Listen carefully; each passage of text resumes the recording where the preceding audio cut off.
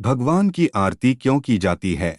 भगवान की आरती क्यों की जाती है? आरती लेने का क्या है भाव और क्या है भगवान की आरती देखने की महिमा? आरती का अर्थ। आरती शब्द संस्कृत के आरती का शब्द से बना है, जिसका अर्थ है अरिष्ट, विपत्ति, आपत्ति, कष्ट, क्लेश। भगवान की आरती को नीराजन भी कहते हैं।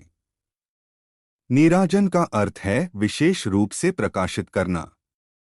आरती के इन्हीं दो अर्थों के आधार पर भगवान की आरती करने के दो कारण भाव बतलाए गए हैं। प्रथम भाव है आरती या नीराजन में दीपक की लौ को देवता के समस्त अंग प्रत्यंग में बार बार इस प्रकार घुमाया जाता है कि भक्तगण आरती के प्रकाश में भगवान के चमकते हुए आभूषण और श्रीअंग की कांति की जगमगाहट का दर्शन करके आनंदित हो सके और उस छवि को अच्छी तरह निहार कर हृदय में स्थित कर सकें। इसीलिए आरती को नीराजन कहते हैं, क्योंकि इसमें भगवान की छवि को दीपक की लौ से विशेष रूप से प्रकाशित किया जाता है। दूसरे भाव के अनुसार आरती के द्वारा साधक अपने आराध्य के अरिष्टों को दीपक की लौ से विनष्ट कर देता है। भगवान की रूप माधुरी अप्रतिम होती है। जब भक्त उन्हें एकटक निहारता है तो उन्हें नजर भी लग जाती है। आरती के दीपक की लौ से भगवान के समस्त अरिष्टों को दूर करने का प्रयास किया जाता है। भगवान की आरती होने के बाद भक्तगण जो दोनों हाथों से आरती लेते हैं, उसके भी दो भाव हैं। पहला, जिस दीपक की लौ ने हमें अपने आराध्य के नख शिख के इतने सुंदर दर्शन कराए, उसकी हम बलैया लेते हैं, सिर पर धारण करते हैं। दूसरा, जिस दीपक की बाती ने भगवान के अरिष्ट हरे हैं, जलाए हैं, उसे हम हमने मस्तक पर धारण करते हैं।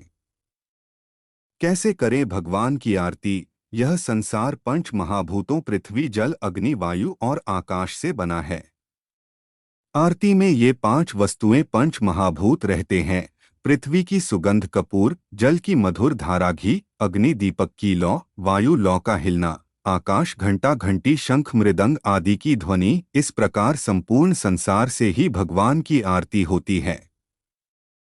मानव शरीर भी पंचमहाभूतों से बना है। मनुष्य अपने शरीर से भी ईश्वर की आरती कर सकता है, लेकिन कैसे? अपने देह का दीपक, जीवन का घी, प्राण की बाती और आत्मा की लौ सजाकर भगवान के इशारे पर नाचना, यही आरती है। इस तरह की सच्ची आरती करने पर संसार का बंधन छूट जाता है और जीव को भगवान के दर्शन होने लगते हैं। आरती करने की विधि: एक थाली में स्वस्तिक का चिन्ह बनाएं और पुष्प व अक्षत के आसन पर एक दीपक में घी की बाती और कपूर रखकर प्रज्वलित करें। प्रार्थना करें, हे गोविंद, आपकी प्रसन्नता के लिए मैंने रत्नमय दियट में कपूर और घी में डुबोई हुई बाती जलाई है, जो मेरे जीवन के सारे अंधकार दूर कर दें। फिर एक ही स्थान पर खड़े होकर भगवान की आरती करें। भगवान की आरती उतारते समय 4 बार चरणों में, 2 बार नाभि पर, 1 बार मुखमंडल पर व 7 बार सभी अंगों पर घुमाने का विधान है।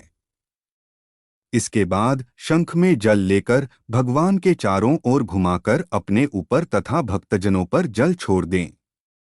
फिर मन से ही ठाकुर जी को साष्टांग प्रणाम करें।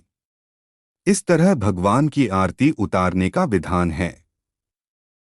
घर में एक बाती की ही आरती करनी चाहिए, जबकि मंदिरों में 5, 7, 11, 21 या 31 बातियों से आरती की जाती है। भगवान की शुद्ध घी में डुबोई बाती से आरती करनी चाहिए। पूजन चाहे छोटा पंचोपचार हो या बड़ा षोडशोपचार, बिना आरती के पूर्ण नहीं माना जाता है। भगवान की आरती करने व देखने का महत्व: जिस प्रकार आरती के दीपक की बाती ऊपर की ओर रहती है, उसी प्रकार आरती देखने, करने व लेने से मनुष्य आध्यात्मिक दृष्टि से उच्चता प्राप्त करता है।